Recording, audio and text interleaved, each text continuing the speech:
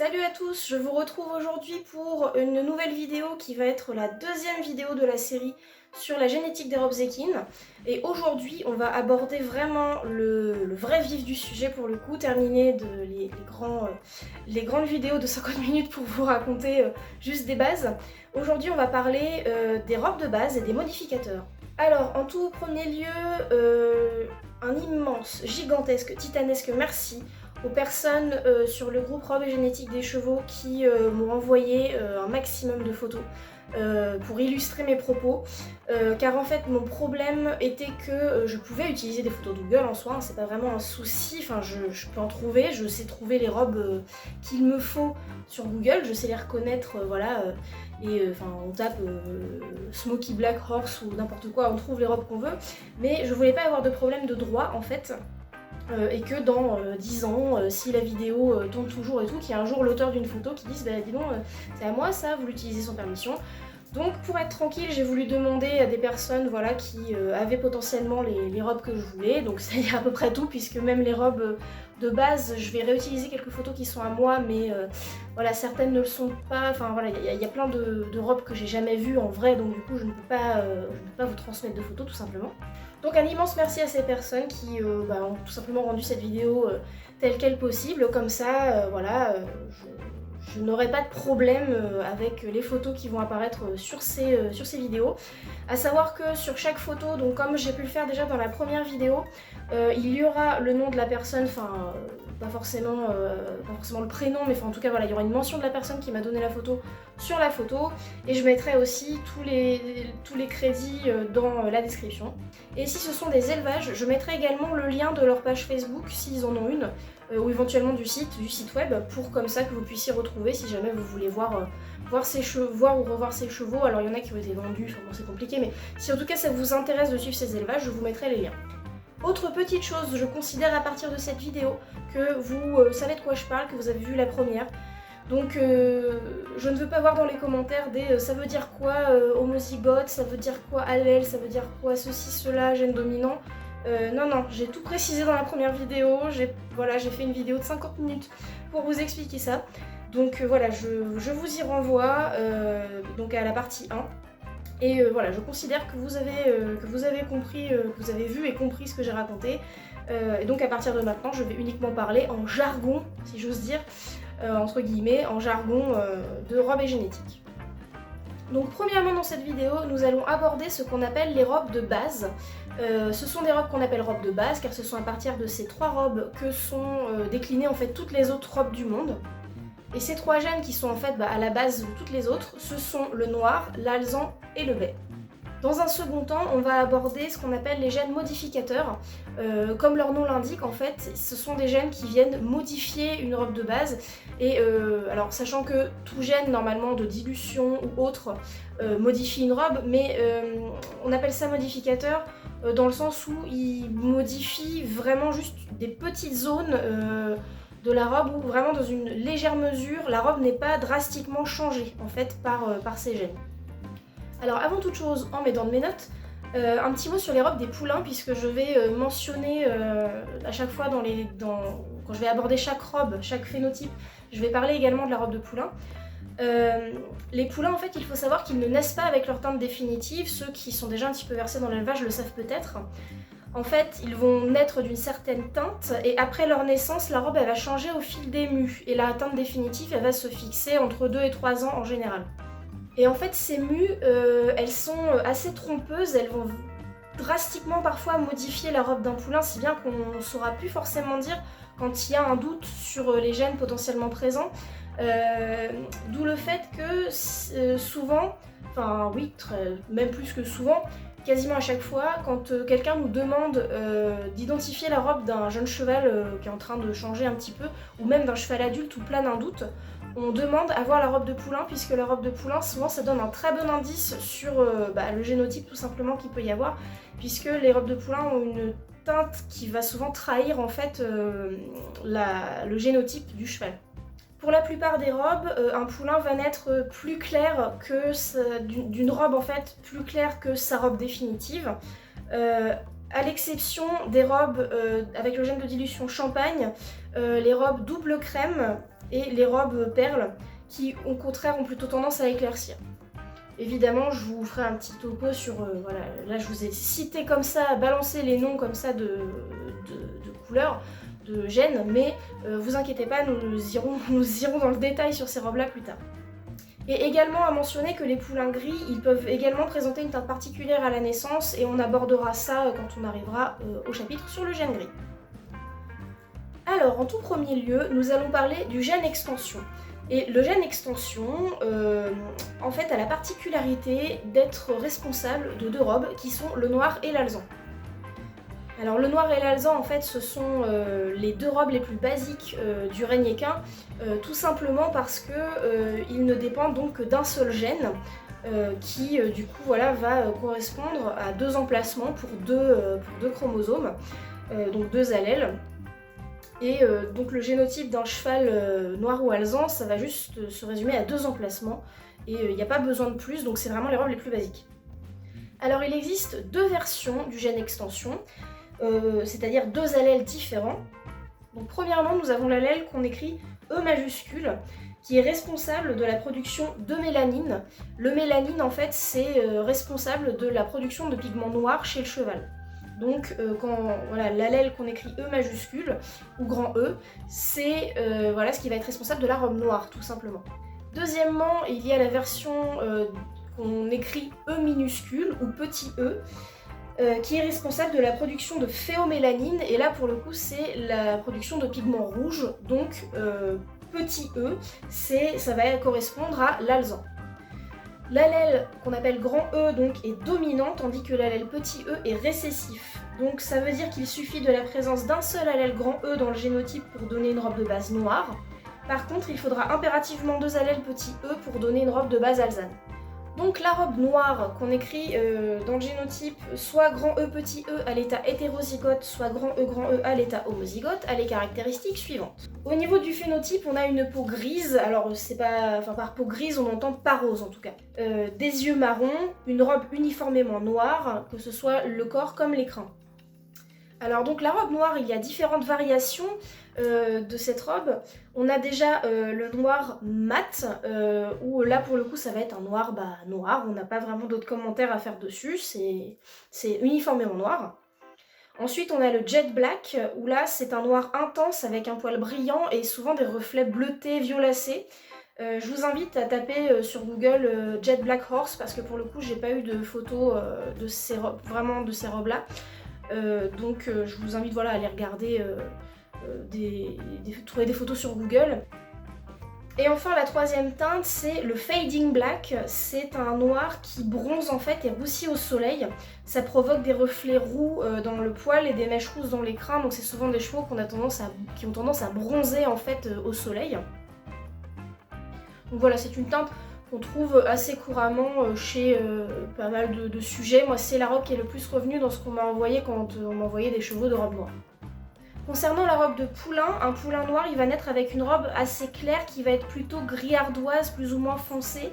Et au fil des mus, ça va foncer petit à petit pour donner une robe vraiment noire, noire d'encre, ou voilà, avec les différentes variations qu'on connaît. Concernant la robe alezane, donc avec un génotype qui s'écrit petit e, nous avons un phénotype pareil avec une peau grise, des yeux marrons et une robe uniformément marron ou roux. Et quand on dit uniformément, c'est-à-dire que le corps et les crins sont sensiblement de la même couleur, qu'il n'y a pas de variation choquante entre le corps et les crins.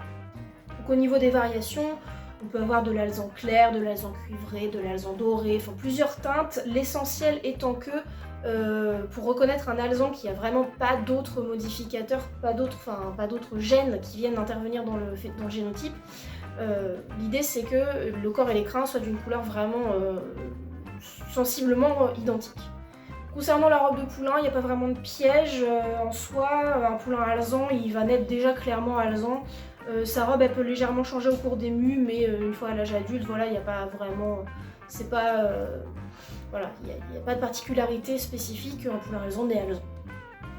Donc en fait, pour revenir rapidement sur la question génotype, le gène extension, en fait, deux chevaux noirs peuvent donner des poulains alezans, à condition qu'ils soient hétérozygotes, s'ils sont grand E, petit e tous les deux, ou si on croise un noir et un alezan, en fait ça veut pas forcément dire qu'il va y avoir un poulain forcément noir ou alezan qui va sortir, il va y avoir un peu une chance sur deux. Si on croise deux alezans ensemble, donc deux petits E petits E ensemble, il n'y a aucune chance qu'il y ait autre chose que de l'alezan qui sorte. Par contre, il faut se méfier de l'alezan puisque l'alezan peut cacher le gène qu'on appelle agouti, dont on va parler tout de suite, qui est en fait responsable de la robe baie. Donc le gène agouti, sa particularité est de n'agir que sur une robe de base noire, car en fait l'agouti, son action sur la robe du cheval, c'est qu'il va modifier la production de mélanine. Donc concrètement en fait, quand je dis modifier la production de mélanine, c'est-à-dire qu'on a un cheval noir, bah voilà il est noir, et quand l'agouti arrive, il va modifier la production de mélanine de telle sorte qu'en fait, tout ce qui va rester de noir, ça va être les membres, le bout des oreilles et les crins et la queue. Donc puisque ça modifie la production de mélanine, vous aurez peut-être compris que ça ne peut fonctionner que si le gène extension avec l'allèle grand E est présent. C'est-à-dire que sur un cheval de base alezane, puisqu'il n'y a pas de pigment noir, puisqu'il n'y a que de la phéomélanine qui est produite, il n'y aura pas d'action, mais ça n'empêche pas que le gène peut être présent et caché. Donc chez un cheval alezan, on peut déceler qu'il porte l'agouti soit par test génétique évidemment, soit par sa production, c'est-à-dire que si on croise un cheval noir avec un cheval alezan et que c'est du bec qui sort, comme un cheval noir n'est pas bec, puisque forcément s'il était bec, l'agouti aurait mangé son pigment noir. Si le poulain donc d'un croisement noir et alezan sort bec, ça veut dire que c'était le cheval alezan, enfin donc la jument ou l'étalon, qui cachait en fait un gène agouti sous son alezan. Le gène agouti est un gène dominant. S'il est présent, on note l'allèle grand A, et s'il est absent, on note l'allèle petit a. Donc les robes baies peuvent avoir un génotype qui s'écrit des façons suivantes, je vous les mets là, je vous laisse un petit peu de temps pour les lire. Tout en notant que si c'est caché par une robe alezan, évidemment on note sa présence aussi, même si au niveau du phénotype ça ne va pas se voir. Alors au niveau du phénotype, un cheval bai, un cheval tout simplement bai, va avoir la peau grise, les yeux marrons, et son corps va être de couleur marron roux, avec des extrémités, donc par extrémité j'entends membres à partir du genou et bout des oreilles, qui vont être noirs, et les crins, donc crinière et queue, vont être noirs également. Alors il y a différentes nuances de baies qui sont plus ou moins marquées, des baies donc plus ou moins claires, ce qu'on appelle le bai cerise, qui reste génétiquement du bai simple, mais voilà, globalement c'est toujours encore marron roux, voire un peu caramel selon certains sujets, avec des crins noirs. Concernant la robe de poulain, un poulain bai, il va naître avec le corps marron et les crins noirs, il n'y a pas vraiment de piège avec un bai classique.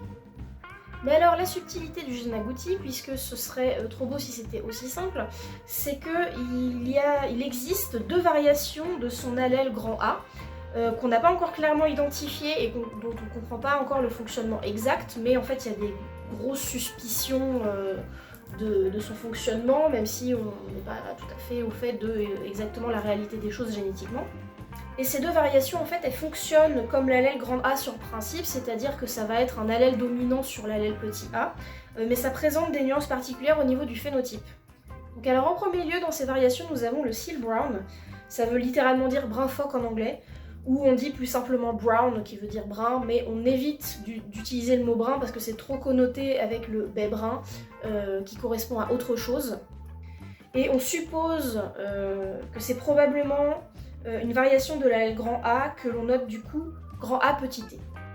Donc comme je le faisais remarquer juste avant, la variation grand A petit t, ça fonctionne comme grand A par rapport au petit a, c'est-à-dire que c'est dominant par rapport à petit a.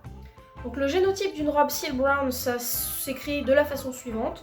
C'est globalement la même logique qu'avec l'agouti simple.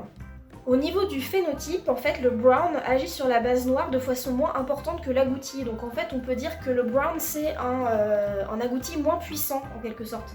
C'est-à-dire qu'au lieu d'avoir un cheval dont le noir est mangé quasiment en entier, on a justement une robe qui reste globalement noire, ou au moins très foncée, avec qui subsistent uniquement des zones rousses où la phéomélanine peut continuer d'exister. Donc ces zones qui restent de couleur rousse, ce sont le bout du nez, on appelle ça notamment un nez de renard, le tour des yeux et les flancs.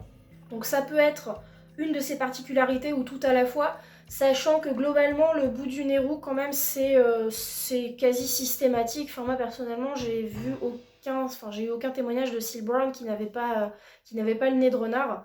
Après voilà, j'ai pas non plus des connaissances astronomiques sur le sujet, j'ai pas un dossier comme ça de robes de chevaux dans mon inventaire. Mais globalement, c'est quand même le trait qui ressort et qu'on remarque même quand il n'y a pas forcément les flancs ou le tour des yeux. En ce qui concerne la robe de poulain d'un Seal Brown, en fait, il va naître baie plus ou moins foncé et légèrement plus foncé qu'un poulain simplement baie en général. Et comme la plupart des poulains, il va foncer en vieillissant et arborer finalement sa robe Seal Brown. La deuxième variation qui existe pour l'agouti, c'est ce qu'on appelle le Wild Bay.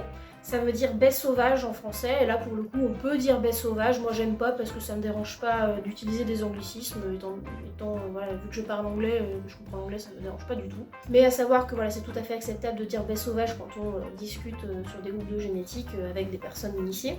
Et donc cette autre variation, on le note grand A avec un plus, qui est légèrement dominant sur petit a.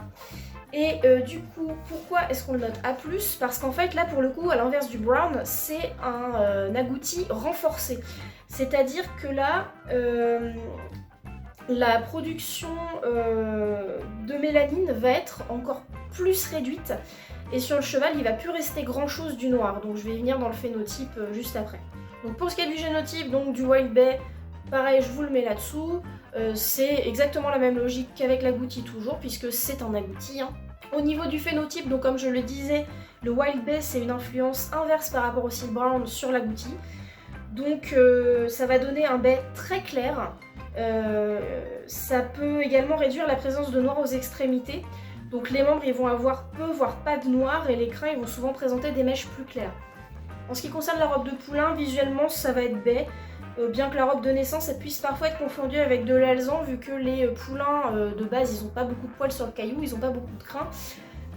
Si on a un poulain qui a vraiment peu de crins, qui sont très fins et qui sont peu pigmentés, sachant qu'un poulain naît un peu plus clair que sa robe finale, on peut se dire tiens il est peut-être alezan vu qu'il va pas, vu que les membres sont clairs aussi à la naissance même pour un bec. Donc ça peut créer le doute. Après là justement il faut voir avec les parents si on se dit alezan ou baie, et puis de toute façon ça finit par se voir une fois que les crins commencent à pousser un petit peu. Alors pour un exemple de Wild Bay extrême, parce que du coup j'ai eu quelques photos d'une jument Wild Bay par le Haraprine, donc j'ai un exemple de Wild Bay extrême qui se trouve sur Google Images, donc comme j'ai pas les droits je vous le mets pas mais vous pouvez le trouver. Il suffit de taper Wild Bay Horse sur Google Images et la première photo qui va sortir d'un cheval au trot, c'est une super illustration. On voit qu'il n'y a quasiment pas de noir sur les membres et on voit bien les mèches claires dans ses crins. Voilà donc pour les robes de base. Maintenant vous êtes incollables, je l'espère, sur l'extension et l'agouti, donc le noir, l'alezan et le baie. Et maintenant on va passer à la deuxième partie de cette vidéo qui va donc concerner les gènes modificateurs. Donc comme je vous le disais, les gènes modificateurs ce sont des gènes qui, comme leur nom l'indique, vont modifier légèrement une robe de base. Et en fait, ils agissent de façon partielle sur des points précis du corps ou sur l'ensemble du corps, mais en tout cas sans diluer la couleur, c'est-à-dire que un gène modificateur sur un baie, le cheval reste baie, même visuellement. Alors même si concernant ça, il y a quand même une petite subtilité dont on va parler avec le premier gène modificateur justement, qui fait qu'une robe peut en paraître une autre à cause d'un gène modificateur, mais techniquement en fait c'est pas drastiquement modifié non plus. Donc les trois gènes modificateurs que je vais présenter ici, ils sont pas encore identifiés précisément à ce jour. Donc on devine plus ou moins leur fonctionnement par déduction, on sait qu'ils sont là, en observant les ascendants et les descendants des chevaux porteurs, mais ils sont pas localisés sur le génome équin et on n'a pas de certitude quant à leur fonctionnement exact. C'est-à-dire est-ce que c'est un seul gène, plusieurs gènes ensemble en corrélation, ça on ne sait pas exactement dire. Voilà, en tout cas c'est l'état des choses sur ces gènes-là à l'heure où je vous parle. Premier gène modificateur donc, il s'agit du gène qu'on appelle Sooty. Alors le gène Sooty il est responsable des robes qu'on appelle brûlées, comme alezan brûlé ou baie brûlée par exemple. Son action c'est de foncer une robe de base, souvent sur l'ensemble de la robe, ou parfois simplement sur des zones données du corps. Souvent donc on va avoir une robe qui est un peu plus foncée, ça peut aussi donner des pommelures, des marbrures ou une fausse raie de mulet qui peut apparaître le long de la colonne vertébrale. Et on dit fausse raie de mulet parce que c'est pas la même raie de mulet qui est provoquée par le gène DUN dont on parlera dans une prochaine vidéo. Le sous-ti peut également n'agir que sur l'écrin et même n'agir que sur un individu. On peut avoir du sous-ti qui se concentre uniquement sur la queue ou uniquement sur la crinière ou uniquement voilà, sur la robe, et sachant que l'écrin et la queue restent à peu près normaux. Voilà, c'est là que je vous dis qu'on ne sait pas tout, c'est qu'il y a en plus tellement d'actions diverses, on sait que c'est à peu près ça, mais on n'a pas beaucoup plus d'informations sur le sujet. Alors techniquement le gène sous-ti peut être présent sur toutes les robes, mais bon bah ça se voit pas sur un cheval noir parce que le poil est déjà noir, donc on peut pas vraiment le foncer beaucoup plus. Donc les robes sous-ti facilement identifiables, donc je vous les cite tout en vous donnant des exemples en même temps. Premièrement, donc on a, comme je vous le disais, l'alezan brûlé, sachant que l'alezan brûlé, donc voilà, globalement c'est un alezan foncé, mais parfois ça peut être, l'action du sous-ti peut être telle qu'on a un cheval qui va paraître quasiment baie, voire noir, parce qu'en fait on va avoir une robe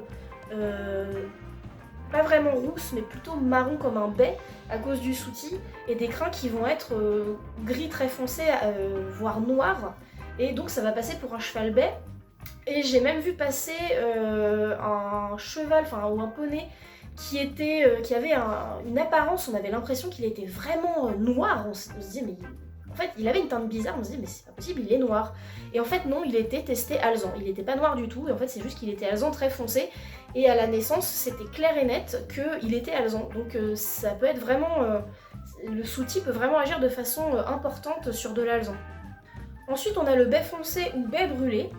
Alors, qui se différencie d'un brown parce que c'est uniformément foncé globalement, même sur les points stratégiques. Donc là où sur un seal brown on va avoir un nez qui va être roux, on peut avoir des zones foncées ou en tout cas pas clairement rousses sur juste un alezan, un baie sous-ti.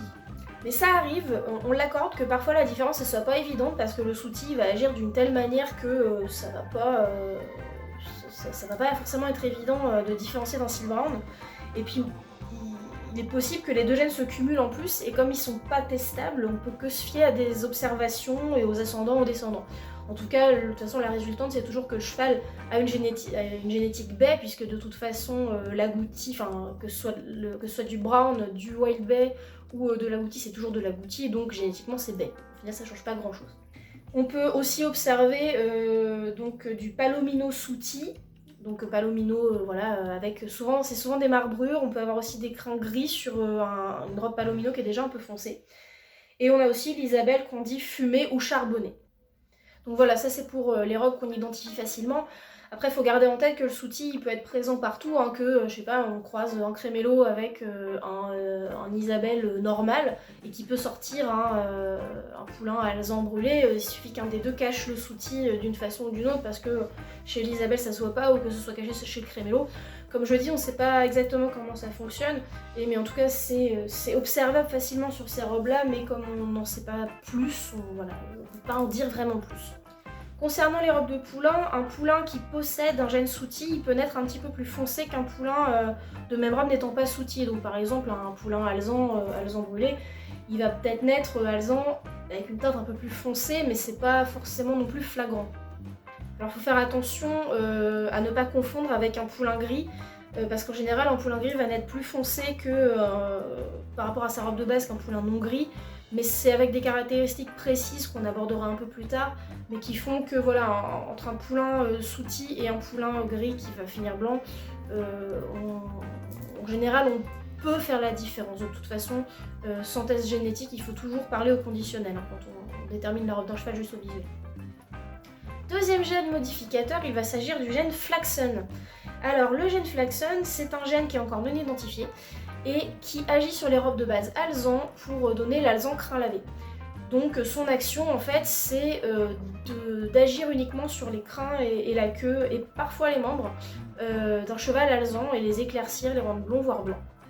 Alors même si son fonctionnement exact il n'est pas encore connu, on suppose par déduction qu'il s'agit d'un gène récessif et qu'en fait il faudrait 2 allèles Flaxen pour donner un poulain avec les crins lavés.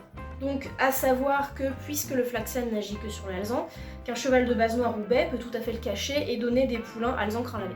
Donc le flaxen donne des crins blonds sur un cheval alezan et il a également tendance à éclaircir les membres du cheval. Donc par exemple si vous regardez un Haflinger, ils ont très souvent les membres blonds. Alors il arrive que l'action du flaxen elle soit diminuée entre guillemets visuellement par la présence du sooty. Donc on va se retrouver avec un cheval qui a des crins qui sont pas franchement blonds. Donc il va falloir se fier à d'autres indices pour repérer le flaxen. Donc il va falloir voir si on a des mèches blondes et éventuellement des membres blonds. Et comme le sooty est évolutif, il y a des moments dans la vie du cheval où il va mieux laisser passer le flaxen. Donc Mouchi par exemple c'est un super exemple. Je vous ai mis des photos en même temps. Vous pouvez voir que comme ça de loin on se dit pas forcément tiens il est crin lavé, mais de temps en temps il a le toupet très blond et il a les membres bien blonds aussi. Enfin, troisième gène modificateur, il va s'agir du gène Pangaré. Le gène Pangaré, il agit en éclaircissant des zones précises de la robe, c'est-à-dire le bout du nez, le tour des yeux, le flanc, les flancs, le ventre, ce qu'on appelle un ventre de biche, et l'intérieur des membres. Et en fonction des individus, ça peut être une ou plusieurs de ces caractéristiques, voire tout en même temps, comme le seal brown. Et les poils sur ces zones sont de couleur blonde, crème, voire blanche. Et alors, très important, là j'ai fait justement la distinction avec le seal brown, c'est que le gène Pangaré, il n'agit que sur la phéomélanine, donc le pigment rouge. Donc c'est-à-dire que ça n'agit que sur des robes de base baie ou alezan, et le Pangaré n'agit pas sur le noir. Le noir Pangaré n'existe pas. Et si j'insiste avec cet œil furibond, pas content et tout, c'est vraiment parce que c'est une plaie, ça, quand on a des gens qui arrivent sur le groupe de robes et génétiques, qui est là en mode « Ah, mon cheval, il est noir Pangaré, machin ». Alors, on sait bien que les gens ne savent pas et que c'est pas leur faute, mais voilà, on répète tout le temps « Non, le noir Pangaré, ça n'existe pas ». Et du coup, ce qu'on appelle abusivement noir Pangaré, en fait, c'est du seal brown.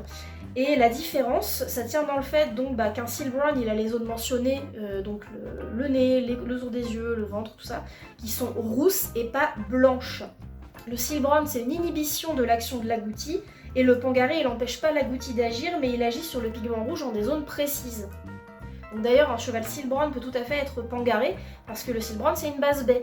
Et dans ce cas-là, le nez du coup il va pas être roux, il va être beaucoup plus clair. Ou alors ça va dépendre des saisons, mais il va y avoir des moments où le nez va vraiment être très clair. Un poulain de robe Pangaré, il naît avec les parties concernées déjà éclaircies, donc c'est pas trop difficile d'en déceler la présence. Voilà, un poulain baie Pangaré par exemple, il va naître avec le nez bien blanc. Et donc une petite note sur les modificateurs, c'est qu'ils peuvent tout à fait se cumuler. Donc par exemple les Haflinger, ils sont quasiment tous alezan flaxen Pangaré. On a Mouchi qui est flaxen sooty, donc voilà, ça peut tout à fait, on peut avoir du Pangaré flaxen sooty, enfin ça peut être la fête du slip. Donc voilà, on pourrait tout à fait avoir un cheval alezan flaxen sooty Pangaré, enfin ce serait pas un souci. Alors j'ai pas d'exemple sous la main, mais voilà, ça peut exister, ces gènes a priori ils peuvent tous cohabiter ensemble. Voilà, c'est tout pour la vidéo du jour. Alors, je sais pas exactement combien de temps elle va durer avec les cuts, tout ça, parce qu'en plus j'ai un peu cherché mes mots par moment, mais je crois que j'ai bien tourné pendant, facile 3/4 d'heure, 1 heure là. Mais il va y avoir plusieurs, il va y avoir des raccourcis parce qu'il y a des moments où je me suis bien embrouillée. Donc, en tout cas, ce sera moins long que la vidéo de samedi dernier, ça c'est sûr. Donc comme je vous le disais, toutes mes références sont en description. Alors je nomme pas forcément, je m'arrange pour juste mettre des initiales quand il faut, pour pas que ces personnes-là se retrouvent embêtées. Mais en tout cas, voilà, je cite mes sources. Je vous remets aussi le lien du site et de la page Facebook Robe et Génétique des Chevaux. Je vous retrouve samedi pour la 3e vidéo et là on va parler donc de la première partie des gènes de dilution. Je suis obligée de mettre en 2 parties parce que sinon on va se retrouver encore avec une vidéo d'1 heure parce que sur les gènes de dilution il y a beaucoup de choses à dire, notamment sur le gène crème et le gène perle qui peuvent interagir entre eux. Voilà, je vous fais déjà un petit tease de la suite. N'hésitez pas, donc si la vidéo vous a plu, à la liker, la partager, à la commenter si vous avez des questions, des suggestions. N'hésitez pas à vous abonner à la chaîne si mon contenu vous plaît. Moi il ne me reste plus qu'à aller commencer à monter cette vidéo pour pouvoir préparer la suite. Et sur ce, moi je vous fais des bisous. Mouah.